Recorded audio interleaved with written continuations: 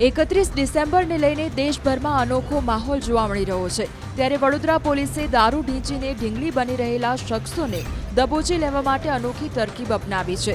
Vadodara DCP અભય સોનીએ પ્રાયોગિક ધોરણે કેટલાક યુવકોને રસ્તાની સાઈડ પર રહેલા સફેદ પટ્ટા પર ચાલવા માટે જણાવ્યું હતું।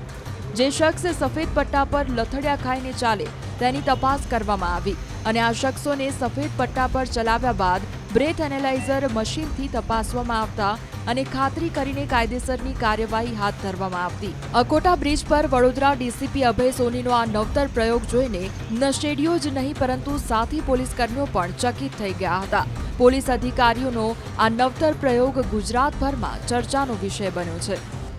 ड्रंक एंड ड्राइव का केस जो केसेस हैं वो हम ब्रेथेलाइज़र का यूज़ करते हैं। ब्रेथेलाइज़र में ब्लड अल्कोहल का क्या लेवल है, कितना प्रमाण है वो बताता है।